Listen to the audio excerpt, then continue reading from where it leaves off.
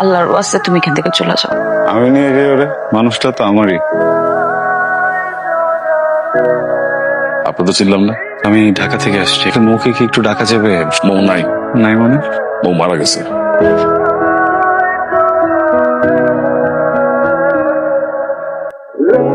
পাগল হয়ে গেছে? পিছনে দাঁড়া দাঁড়া ভিজলে কি তোমার কাছে মৌ চলে আসবে? আপনি আমাকে বলবেন মোর কবরটা কোথায়?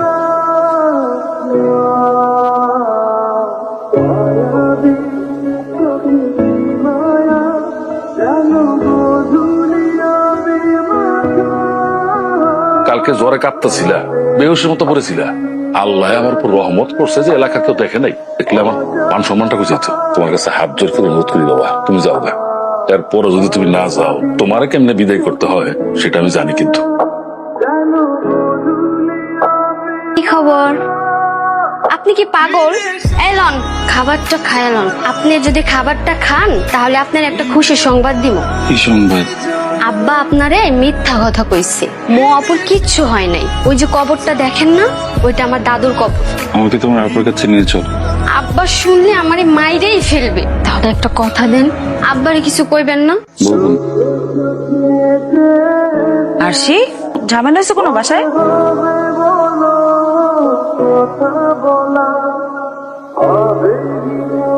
আরশি, কি করছিস সেটা তুই? আমি জোর করছি, তোমার সাথে একটু কথা ছিল। এখন এগুলা কথা বলার সময় নেই, তুমি যাও এখান থেকে, যাও। মাহিন, তুমি এখান থেকে চলে যাও প্লিজ। একটা প্রশ্ন।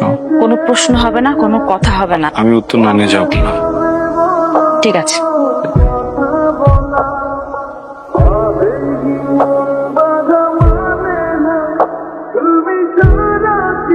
মাহিন, আল্লাহর ওয়াস্তে তুমি এখান থেকে চলে যাও। পাগলামি করো না, যে কোনো সময় কিন্তু চলে আসবে, বুঝছো? এসব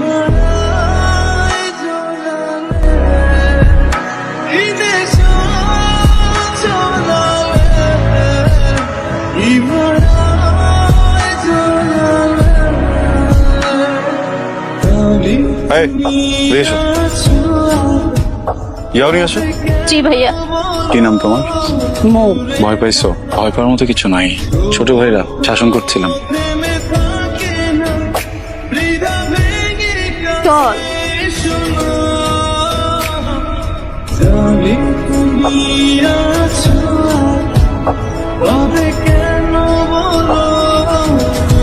এই মেয়েটাকে স্যার, ও তোর কাজিন সিস্টার।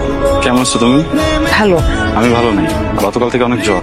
ছোট থেকেই আমি যদি কিছু চাই আর সেটা যদি সেই সময় না পাই, জ্বর আসে। কাউকে কিছু বলতে চাই, বলতে পারি না, তাই জ্বর আসে। জ্বরটা তো কমানো দরকার, তাই না বলো? আই লাভ ইউ মো। Will you be mine? আমি কি আবার তোমাকে আনকমফোর্টেবল করে দিলাম? It's okay, please, sorry. জোর করে তো ভালোবাসা পাওয়া যায় না, তাই না? ভালো থেকো, আসি। I love you two.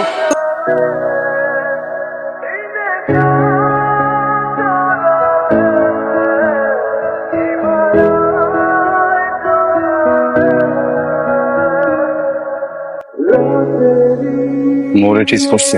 যা হবার হইছে, শুধু শুধু মেয়ে মানুষ নিয়ে নিজেদের ভিতরে ঝামেলা করার দরকার নেই, বাদ দে। তুমি মৌ? জি আঙ্কেল, আপনি কেমন আছেন?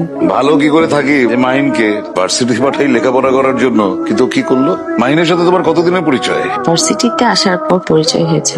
তোমাদের মতন মেয়েকে আমি খুব ভালো করে চিনি। ঢাকা শহরে কেন আসো তোমরা? তোমাদের একটাই টার্গেট থাকে যে ঢাকায় এসে একটা বড় লোকের ছেলেকে যে কোনো ভাবে হোক পটানো, ব্যাস। তারপর থাইল্যান্ড, সিঙ্গাপুর। তোমাদের মতন মেয়েদের জীবনের লক্ষ্য তো একটাই, টাকা। কি মনে করেছো তুমি আমাকে বোকা? তোমাদের কাছ তো একটাই, দুদিন পর পর ডেট করা, তারপর হঠাৎ করে পেটে বাচ্চা নিয়ে বাসায় এসে বলবে যে মাহিনের বাচ্চা, কোটি টাকার ফায়দা। দাঁড়াও, বাইরে আমার 4টি পালা কুকুর দাঁড়িয়ে আছে। তুমি যদি ওদের খাবার হতে না চাও, তাহলে আজ এক্ষুনি তুমি শহর ছেড়ে চলে যাবে। আর কখনো তুমি মাহিনের সাথে যোগাযোগ করার চেষ্টা করবে না। যদি করো, তোমার জ্ঞাতি গোষ্ঠী সহ, তোমার মামার বাড়ির সবাইকে সহ একদম মাটির 3 হাত নিচে আমি গেড়ে দেবো। It's your decision. উপস্থিত মুরব্বী, আমরা আপনারা তো সবই শুনলেন। আর ওরা শাস্তি তো দেওয়া হয়েছে অনেক। আমি বলতে চাইছিলাম কি, এবার ওরা আমরা ছেড়ে দিচ্ছি। যদি ও আবার কোনোদিনও আসে, তাহলে আমি নিজে ওরা পুলিশের কাছে ধরে দিব। ওর এত বড় সাহস, আমার বাড়িতে ঢুকে আমার বই লাগে যাতা খুশি করবো। ওরে আমি কাইটটা গাঙে ভাসায় দিব। ওর গায়ে কোনো হাত দিবেন না। আমার যত খুশি মারেন, কোনো অসুবিধা নেই। কিন্তু ওর গায়ে কোনো হাত দিবে না। আচ্ছা আছে তোর এই হাতটারে কাইটা আমি বাজারে নিয়ে তুলে রাখি। ভুল আমি করছি, আমি তোর লগে অনেক বড় অন্যায় করে ফেলেছি রে মা। তোর আমি এই পশুটার কাছে বিয়ে দিছিলাম। আমি শুনছি এতদিন এই শয়তানটা তোরে অত্যাচার করে, কিন্তু আজকে নিজের চোখে যখন দেখলাম তোরে আর এই বাড়িতে আমি রাখব না। আমি নিয়ে যাই ওরে। ওকে আমি নিয়ে যাই। আমি ওকে অনেক ভালো রাখবো, অনেক আদরে রাখবো। কোনোদিন এমন কিছু করবো না যেটা তো কষ্ট পায়। মানুষটা তো আমারই, আমার মানুষটাকে আমার কাছে ফিরে দেন না আঙ্কেল। আমার প্রথম ভালোবাসা, একবার ওকে হারাইছি, আরেকবার ওকে হারাইতে পারবো না আঙ্কেল। প্লিজ আমাকে না করবেন না। ঠিক আছে, তুই যখন ওরে ভালোবাসো দাও, ইয়ে দাও। নিয়ে যাও মানে কি মামা?